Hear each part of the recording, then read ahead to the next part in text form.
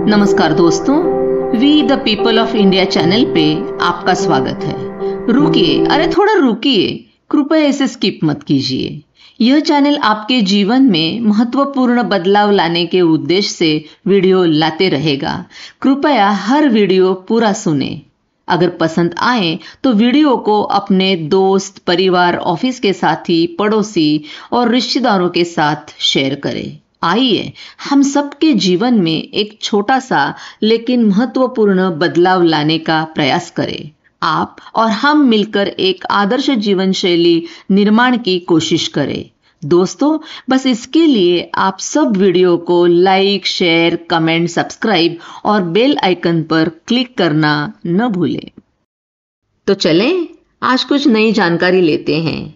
यह वीडियो मराठी भाषा में लिखी किताब कॉम्रेड गोविंद पानसरे लिखित राजश्री शाहू वसा आणि वारसा यानी प्रण और विरासत पर आधारित है। दोस्तों, आपको पता होगा फिलोसोफर प्लेटो अपनी बहुचर्चित किताब रिपब्लिक में एक ऐसे आदर्श राजा की कल्पना करता है जो राजा साहसी, बुद्धिमान और समतावादी हो, जो मानव जाति को तमाम अभिशाप से मुक्त कर सकेगा और अंधेरे से निकालकर रोशनी की तरफ ले जाएगा। प्लूटो के कल्पना का आदर्श राजा भारत में छत्रपति शिवाजी महाराज के साथ साथ कोल्हापुर के शाहू महाराज का भी नाम आता है। आज हम महाराष्ट्र के कोल्हापुर संस्थान के शाहू महाराज जी के बारे में जानकारी लेंगे। इन्होंने अपने राज्य कोल्हापुर संस्थान की करीब 90% आबादी को सभी जाति और वर्ण व्यवस्था से मुक्त करने के लिए अनेक निर्णायक उपाय किए। 1902 में यानी करीबन 125 साल पहले उन्होंने राजकाज के सभी क्षेत्रों में उच्च जातियों का एक छत्र वर्चस्व तोड़ने के लिए पिछड़े वर्गों के लिए 50% आरक्षण लागू किया था।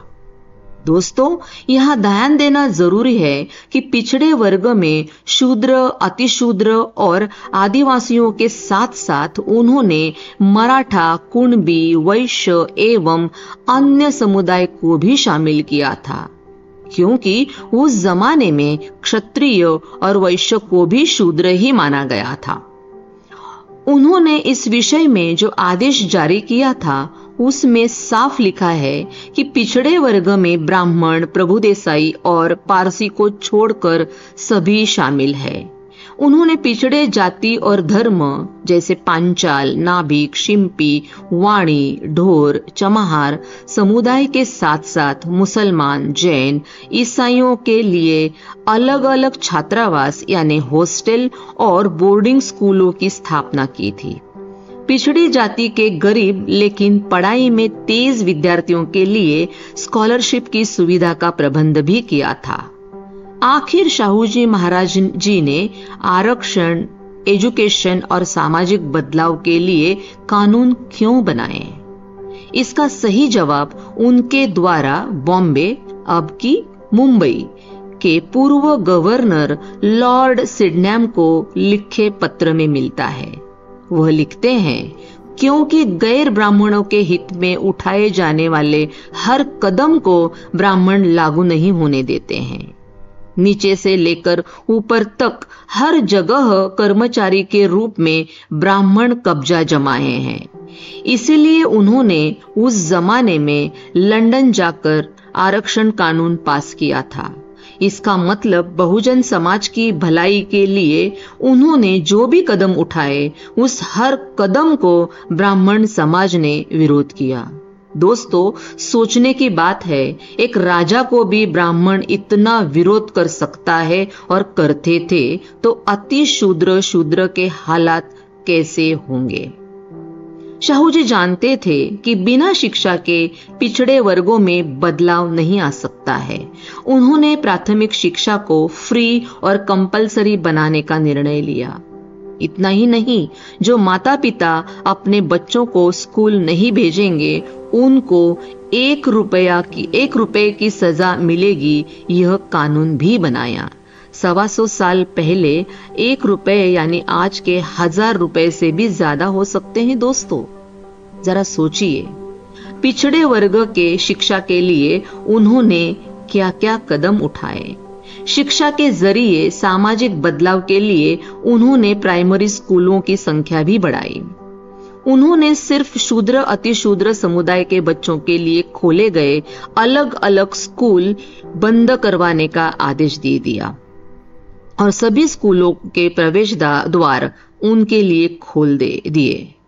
अपने आदेश में उन्होंने कहा कि सभी जातियों एवं सभी धर्मों के बच्चे एक साथ एक तरह के स्कूल में ही पढ़ेंगे।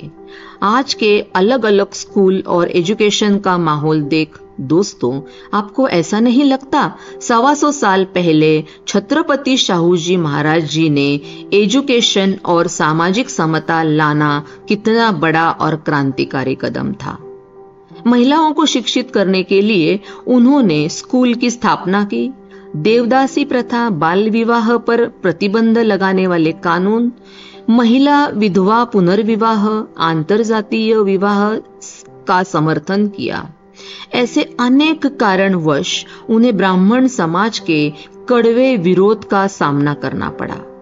अछूतों यानी शूद्रों को नदी, कुएं और तालाबों के साथ साथ अस्पताल में प्रवेश का अधिकार प्रदान किया। उन्होंने पारधी आदिवासियों को पुलिस थाने में उपस्थित दर्ज कराने के नियम को रद्द कर दिया। उनके सक्षमीकरण और सामाजिक सम्मान के लिए उन्होंने अपने राज्य में नौकरियां, जमीन दिलवाई और उनके शिक्षा का प्रबंध किया। उन्होंने कानून बनाकर पुरानी प्रथा वतनदारी यानी जमींदारी का अंत किया और पिछड़े वर्गों को जमीन का मालिक होने का हक दिलाया, जो वर्ण व्यवस्था के कारण उन्हें पहले नहीं था।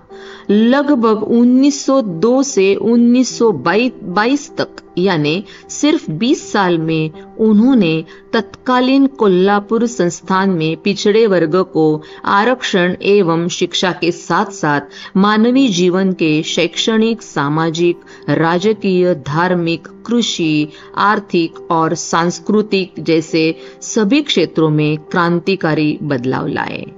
शाहू जी महाराज ने न्याय एवं समता की स्थापना के लिए जो कदम उठाए, उसमें बहुत सारे कदम ऐसे हैं जिन्हें उठाने में आजाद भारत सरकार को दशकों लग गए और कुछ कदम तो अभी तक नहीं उठाए गए। डॉक्टर बाबा साहेब अम्बेडकर जी के सामाजिक अभियान में शाहू जी महाराज ने बहुत ही महत्वपूर्ण भूमिका निभाई थी। डॉक्टर बाबा साहेब अम्बेडकर शाहू जी महाराज के कार्य से बड़े प्रभावित थे। छत्रपति शिवाजी महाराज और ज्योतिबा फुले जी के कार्य से शाहू महाराज बड़े प्रभावित थे। ऐसे महान राजा छत्रपति शाहू महाराज जी का जन्म 26 जून 1874 में हुआ। आज इनका जन्मदिन, उन्हें शतशः नमन। सिर्फ 48 साल की उम्र में उनकी 10 मई 1922 में मृत्यु हो गई। तो दोस्तों, आज के लिए सिर्फ इतना ही। फिर मिलेंगे एक नए वीडियो के साथ। धन्यवाद। तो दोस्तों, आज का यह वीडियो आपको कैसे लगा? कमेंट करके जरूर बताइए। लाइक, शेयर, सब्सक्राइब करना और नोटिफिकेशन बेल आइकन दबाना न भूले। आज के लिए बस इतना ही। धन्यवाद।